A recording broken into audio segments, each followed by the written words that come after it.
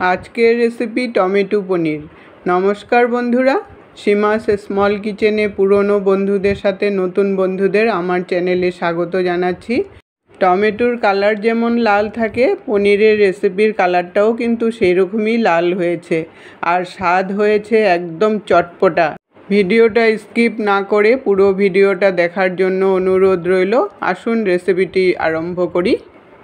আমি এখানে 200 গ্রাম পনির নিয়েছি আর একটা মিডিয়াম সাইজের আলু নিয়েছি, আলুটার খোসা ছাড়িয়ে নিয়েছি।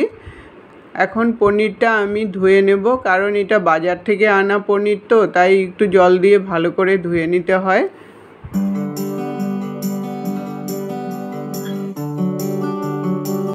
পনিরটা আমি ভালো করে ধুয়ে নিয়েছি আর জল ঝরিয়ে নিয়েছি। এখন পিস পিস করে কেটে নিব। এই পিসগুলো অবশ্য আপনারা আপনাদের সুবিধা মতো বা সাইজ অনুযায়ী কেটে নিতে পারবেন। আমি স্কোয়ার সাইজের করে একটু বড় বড় করে পিসগুলো কেটে নিচ্ছি।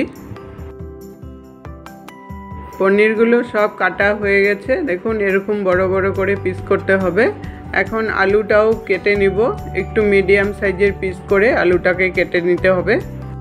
পনির হয়তো আপনারা অনেকভাবেই খেয়ে থাকেন, এইভাবে করে একবার বানিয়ে দেখবেন, দুর্দান্ত লাগে খেতে। রুটি, ভাত, পরোটা সব কিছুর সাথেই কিন্তু এটা ভালো লাগে। আলু আর পনিরগুলো কেটে নিয়েছি। এখন পনির আর আলুগুলো আলাদা আলাদা বাটিতে আমি নিয়ে নেব।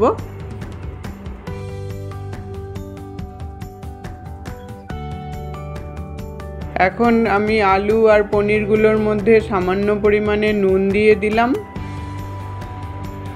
আর হলদি পাউডার দিয়ে দিলাম আর খুবই সামান্য পরিমাণে কাশ্মীরি চিলি পাউডার দিয়ে দিলাম। এখন ভালো করে মেখে নেব। এই কাশ্মীরি চিলি পাউডারটা দেওয়ার জন্য কালারটা কিন্তু অসাধারণ আসে। ভালো করে মেখে আমি 10 মিনিটের জন্য ঢাকা দিয়ে রেখে দেব, এতে করে একটু মজে যাবে। এখন আমি রেসিপিটা বানানো স্টার্ট করি। কড়াইতে আমি 4 চামচ পরিমাণে রিফাইন্ড অয়েল দিয়ে দিলাম।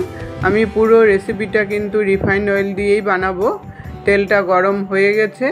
এখন আমি আলুগুলোকে ভেজে নেব। প্রথমে একটু মিডিয়াম আঁচে রেখে একটু ঢাকা দিয়ে আলুটাকে ভাজা করে নেব। একটু লাল লাল ব্রাউন কালার যখন চলে আসে ওইভাবে করে ভাজা করব।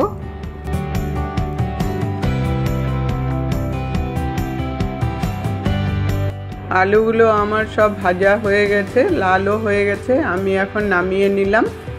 ওই তেলের মধ্যেই আমি এখন পনিরগুলোকেও ভেজে নেব।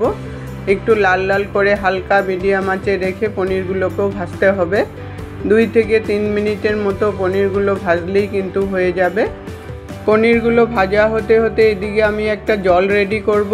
সামান্য পরিমাণে নুন আর একটু চিনি দিয়ে দিলাম, তারপর ফুটন্ত গরম জল দিয়ে এখন পনিরগুলো ভাজা হয়ে গেছে, নামিয়ে নিয়ে ওই জলের মধ্যে আমি চুবিয়ে রাখবো 10 থেকে 15 মিনিটের মতো, তাহলে পনিরটা একদম সফট হয়ে যাবে।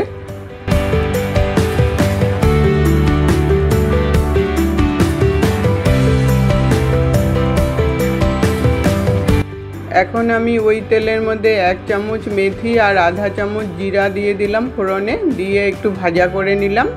তারপর একটা টমেটো আমি মিক্সিতে পেস্ট করে নিয়েছি, ওই টমেটোটাকে দিয়ে দিলাম। দিয়ে এখন একটু হালকা ভাজা করে নেব যতক্ষণ না টমেটোর কাঁচা গন্ধটা চলে যায়। 1 চামচ হলদি পাউডার দিয়ে দিলাম, দিয়ে একটু ভাজা করে নিলাম। তারপর জলটা শুকিয়ে আসলে ওটার মধ্যে আমি এখন বাকি মশলা অ্যাড করব। 1 চামচ আদা গ্রেটারে গ্রেট করে নিয়েছি, ওইটাকে দিয়ে দিলাম। তারপর এটা পাকা লঙ্কা মিক্সিতে পেস্ট করে নিয়েছি, 1 চামচ দিয়ে দিলাম। ঝালটা অবশ্য আপনাদের টেস্ট অনুসারে দিতে পারবেন। দিয়ে একটু সময় ভাজা করে নেব যতক্ষণ না কাঁচা গন্ধটা চলে যায়। ভাজাটা দেখুন হয়ে আসছে। এখন আমি এটার মধ্যে 4 চামচ টক দই ভালো করে ফেটিয়ে নিয়েছি, ওইটাকে দিয়ে দিলাম। তারপর বাটিটা ধুয়ে সামান্য পরিমাণে জল দিয়ে দিলাম।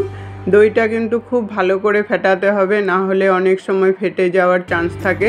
দইটা দিয়ে এখন মশলাটা ভালো করে কষিয়ে নেব যতক্ষণ না তেলটা উপরে চলে আসে। তেলটা উপরে চলে আসছে, এখন ভাজা আলুগুলোকে দিয়ে ভালো করে মশলার সাথে মিশিয়ে নিলাম। 1 চামচ কাশ্মীরি চিলি পাউডার দিলাম। এইভাবে করে পরে কাশ্মীরি চিলি পাউডারটা দিলে কালারটা খুব সুন্দর আসে। চিলি পাউডারটা দিয়েও আমি আধা মিনিট মতো একটু ভাজা করে নিলাম। মশলাটা পুরোপুরি রেডি হয়ে গেছে। এখন পনির ভিজানো জল শুদ্ধ আমি পনিরগুলো দিয়ে দিলাম, কারণ এটার মধ্যে নুন চিনি দেওয়া আছে, তাই জলটা দিলে আর পরে নুন আর চিনি কম দিতে লাগবে। স্বাদ অনুসারে নুন দিয়ে দিলাম, আর ব্যালেন্স হওয়ার জন্য একটু চিনি দিয়ে দিলাম। একটু টক টক মিষ্টি ভাব আসবে, রেসিপিটা খেতে তখন খুবই ভালো লাগে। এখন আমি 5 মিনিটের জন্য ঢাকা দিয়ে দিলাম, আলুগুলো সিদ্ধ হয়ে যাবে। 5 মিনিট পরে ঢাকনাটাকে উঠালাম। ঝোলটা অনেকটা শুকিয়ে আসছে, আলুটাও সিদ্ধ হয়ে গেছে। এখন আমি 1 চামচ কসুরি মেথি নিয়েছি, ভালো করে হাতে গুঁড়ো করে কসুরি মেথিটা এখন দিয়ে দিব। এই কসুরি মেথিটা দেওয়ার জন্য কিন্তু রেসিপিটার মধ্যে একটা খুবই সুন্দর গন্ধ হয়। এখন ভালো করে নেড়ে চেড়ে মিশিয়ে নিলাম। মিশিয়ে 1 মিনিট মতো ফুটিয়ে নিয়ে আমি নামিয়ে নিলাম। আজ আমি টমেটো পনির বানালাম। এটা রুটি, ভাত, নান, পরোটা সব কিছুর সাথেই কিন্তু খুবই ভালো লাগে। ওপর থেকে আমি 2 চামচ ফ্রেশ ক্রিম দিয়ে দিলাম। এই ক্রিমটা দেওয়ার জন্য কিন্তু রেসিপিটার মধ্যে একটা দুর্দান্ত স্বাদ আসবে। রেসিপিটা যদি একটু হলেও আপনাদের মনে ধরে থাকে, লাইক দিয়ে সবার সাথে শেয়ার করে দিবেন। আজকের টিপস, বাড়িতে পনির বানালে সেট হওয়ার জন্য ডিপ ফ্রিজে আধা ঘন্টা রেখে দিবেন, ভালো করে সেট হয়ে যাবে। এতক্ষণ সঙ্গে থাকার জন্য অসংখ্য ধন্যবাদ বন্ধুরা।